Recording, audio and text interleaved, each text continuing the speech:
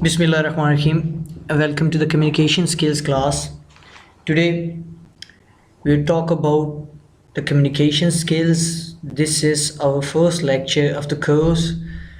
So let's start with the communication skill. First, we should know what is communication and what is communication skills. What is the difference? And in this lecture, we will also try to cover up the relation between language and communication, or we will try to find out the distinction between language and communication, whether they are the same or they are the different. So let's start first from the first word of communication skills, which is communication. So first we should know what is communication. Communication is basically from a Latin word communicare, which means to share. So what do we need to share in communication? Communication is basically sharing whatever we have in our mind to the other minds.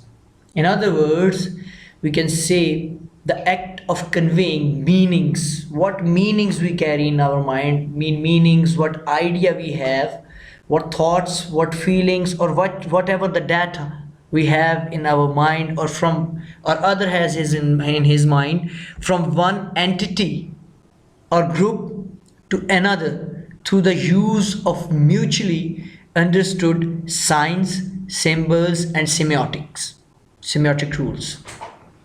So what is communication? Communication is not a straightforward thing and simple thing. It's a two-end process.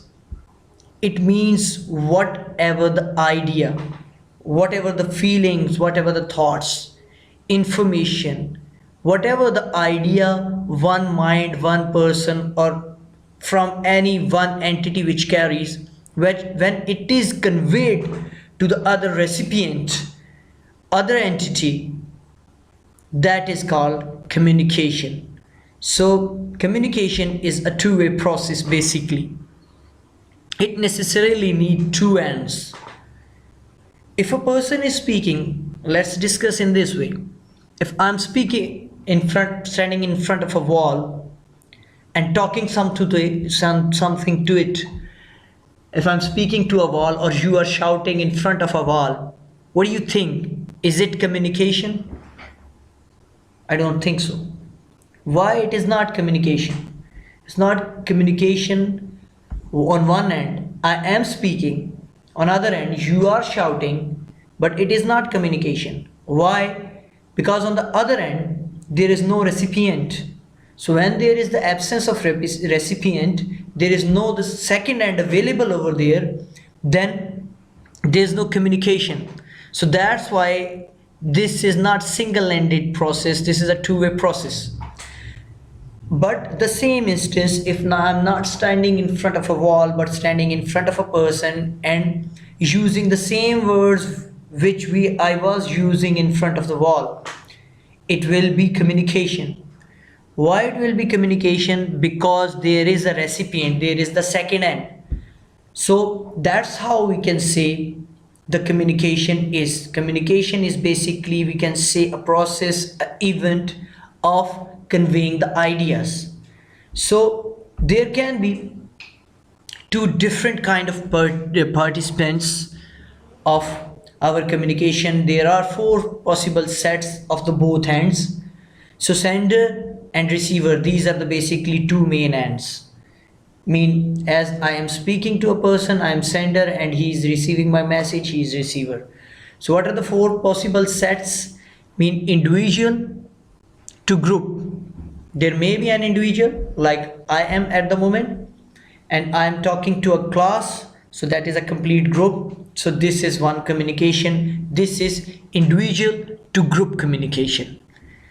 Then group to individual communication, this is another possible set. When all of you being student, you're talking to me as an individual, I'm listening you and responding. Then at that moment when you are talking to me, that is group to individual communication. Then individual to individual, one person to one person communication. It is not necessarily required that a person to person communication is always a face to face communication. It may be I'm talking to someone on the phone, mean medium of communication is a different thing. So if I'm talking to you even at the moment on this video and you are listening me, all of you being a group, so this is individual to group. But if I'm talking to an individual face to face and he's talking to me, mean one to one communication, that is individual to individual communication. It doesn't matter whether this communication is taking place on the phone, face to face, on social media, wherever it is. Then the last possible set is group to group communication, like group discussions and all these things. When on the both hands there are groups available, party available, more than one individuals are in those groups, and as a group they are talking to one another, they are communicating, they are conveying their idea from one end to another end. That would be called group to group communication. So there are the four possible sets of our communication. There may be individual to group communication, I'm talking to class. There may be group to individual communication, class is talking to me. There may be individual to individual communication, I am speaking to one of the students or one of the students is speaking to me. There may be group to group communication, mean a group of teachers is addressing the group of students, so students are responding as well. So this is a group to group communication.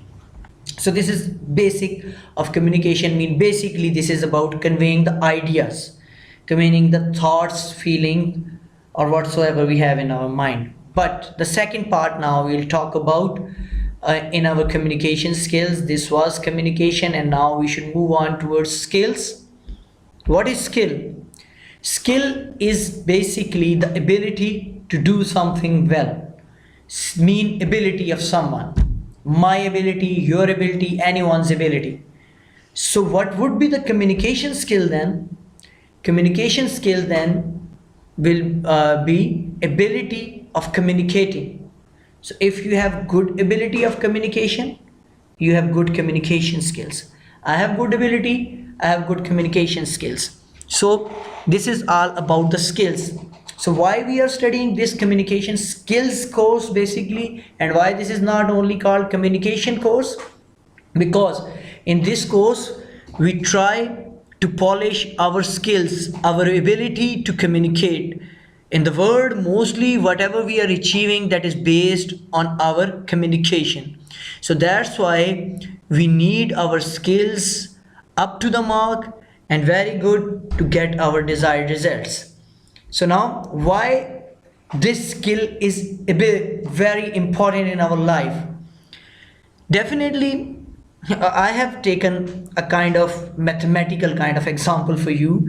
Good ability leads towards the success, means success in the modern world, we can say in other words, is equal to our ability to communicate. Mean we can say ability to communicate is communication skills. So success in the modern world is directly proportional, is equal to our communication skills. If we have good communication skills, we can communicate well, we can convey our idea well, we can go directly to our desired results, then we are going to be the successful in this world. So what is communication? If expressing oneself effectively to achieve the goal. If you are achieving for our success in our life, we have short-term goals and we have long-term goals. If in one communicative instance, by our effective communication, we are achieving our very simple and very sweet, short and small kind of communicative goal, then this goal, short-term goal, is leading towards our long-term aim of life or goal of life. So step by step we are heading towards our success. And why we are heading towards our success? Just on the basis of communication in the modern world. So now, as we have learned about the importance of communication somehow, because this is introductory lecture and we are not completely talking about, but overall communication skills is equal to our success in the modern world. Now, how we can make our skills better, whether we should improve our language or we should not improve our language, what is the role of language in our communication? To know this, we are moving ahead towards language and communication. So first we should know the difference between language and communication. Most of the time we are confusing both of these things. Sometimes students feel and they think that the language and communication both are the same things. Most of the time we can say that this myth is right, and if you are having good skills of the English language, then you have good communication skills as well. But communication does not rely on the language only. So what is language and what is communication? These are slightly different things. Definitely language contributes towards communication, but communication is a broader thing. Basically, language is for communication. When the language was formed, the basic purpose in front of the humans was communication. So basically they facilitate their communication and they facilitated it through language. So language is one of the means of communication. Communication doesn't rely always on the language. If it does rely on the language, then there will be the only one language in the world, but there are the thousands of the language, and besides language there are other means of communication. There are the thousands of means of communication available in the world. So that's why language, we can say, is a tool for communication, but it is not the only tool. There are many other tools for the communication as well. So language is one of the means of communication. Communication does not depend on the language only. It is more than language. But language does depend on communication, because language is originated from the urge of communication. So if there would have been no urge of communication, there would have been no language. Why is it so? So let's talk about it a bit. Let's try to learn about the building blocks of the language and communication, and it will summarize our this debate that how languages originated from the communication or from the needs of communication. So if you look at the building blocks of communication, so here we have discussed, this is about the ideas. Overall we can say meaning, thoughts, feelings, all these things, we can simply say these things as ideas. So basically the building block of communication is one idea. We want to convey the idea. When we want to convey the idea and we are conveying the ideas, that is communication. Whereas the building block of the language is word. So words form a language and ideas form a communication. Basically, how do we create the words? How the words are created? So the need, for example, nowadays, if we need to make or coin a word, first we should have an idea. So for this idea, for this purpose, we need the word. For example, let's say nowadays different words are coined or made from different languages. So if there is an idea of truth and honesty, then we have formed the words of truth and honesty for it. We know there are, in some time, we know few languages, there are not few words for few things or few ideas, because they are not available in those communities. So that's why these words are not available. So when these ideas will be available in that community, then the words are formed accordingly. So the word, for example, if I want to name something, if there is something, then I have to name it. If there is nothing over there, how I can name it? And when I am naming it, I am forming a noun, and noun is a word. But why do we need to form a noun? why do we need to make a word for a particular thing?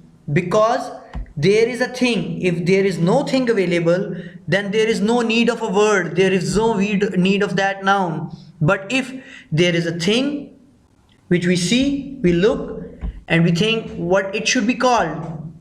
So first, it is our need that what it should be called. Then we form the name of that particular thing. So basically, the formation of words is from the idea of anything or any concept that basically initiates or basically is created in the word. So if there is no practical thing or idea in our mind, then there is no new word in the language. That's why the words are dependent on the ideas. They always display the idea, they always based on the idea, and according to the ideas the words are changed. So that's why ideas are not based on the words. We can't say this is the word and according to this word, this is the idea. You can understand it quite easily. We say this is the idea, this is the thing, and according to this idea and this thing, we have made this word. This word is for this particular idea or for this particular thing. This particular idea or thing is not for this word. So this is the main thing. That's how we can say easily that ideas are not based on the words, but the words are based on the ideas. So this relation between the building blocks, definitely the words are originated on the basis of the ideas. So then the relation between the building blocks of the language and communication also emphatically proves this nation. When the words are formed on the basis of the ideas, then these ideas lead to the communication. Definitely then language is formed from the words, and words are on the basis of the ideas. Then unit to unit, basic unit to unit relations mean when the words are from the ideas and ideas are for communication and the words are for language. So if there is no communication, there is no ideas. There are no ideas, there are no words, and if there are no words, there is no language. So that's why language is for communication, and it is basically dependent on the communication, on the need of communication. If there is no communication, there is no need of the language. So definitely we should not confuse these two different things. The language and communication are helping each other, but communication is a broader thing and language is dependent on communication. So we should end up our discussion on this note that communication is not dependent on language. Communication can take place even without language. And there are many other means of communicating the ideas or of communication. So on the basis of these different means of communication, and language is one of the means of communication, we have divided the communication in two main categories. And later on in our next lecture, hopefully we would like to discuss about the two main categories of communication and the other things about the communication. So far this is about communication, communication skills and its importance, and language and communication. So if you have any query, you can ask in comments as well. So see you then with the next lecture. Thanks for now. Allah Hafiz.